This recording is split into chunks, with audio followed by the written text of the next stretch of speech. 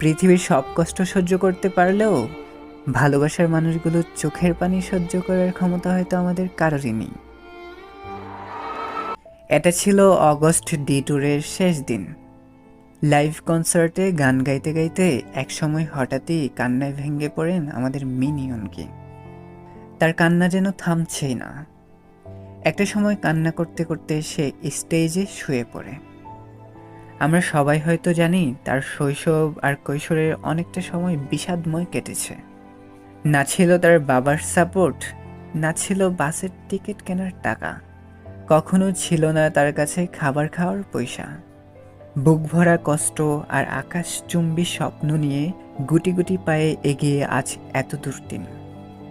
আজ হয়তো সে ঠিকই আকাশচুম্বী সফলতা অর্জন করেছেন, কিন্তু একটা সময় যে তাকে বুঝার মতো কেউ ছিল না, সেই চাপা কষ্টটা হয়তো আজও তার মনের মধ্যে কাটার মতো গেঁথে আছে, যেই কারণে মাঝে মধ্যেই তাকে অঝরে কাঁদতে দেখা যায়।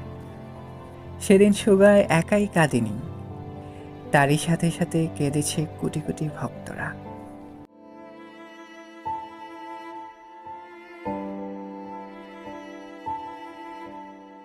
জীবনে বড় হওয়ার জন্য বাবা মায়ের সাপোর্টটা খুবই জরুরি।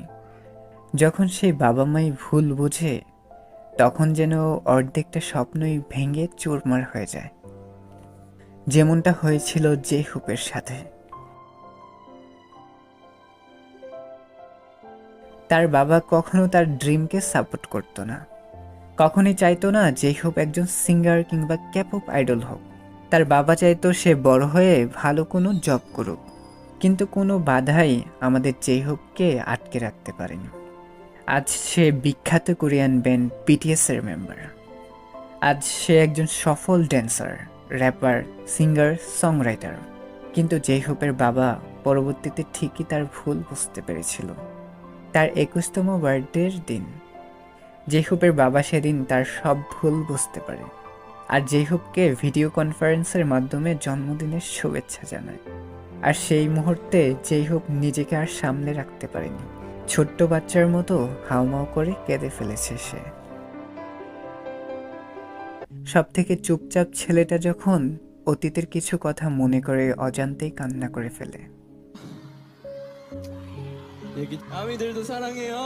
ছোট্টবেলায় যখন জিনের মা তাকে পাশের বাড়ির আন্টির ছেলে মেয়েদেরকে দেখিয়ে কথা শুনিয়ে শুনিয়ে বলতো, দেখ তুই ওর মতো হতে পারিস না, ওরা কত ভালো, ঠিক মতো পড়াশোনা করে, মায়ের কথা শুনে, আর তোকে নিয়ে আমি পারলাম না।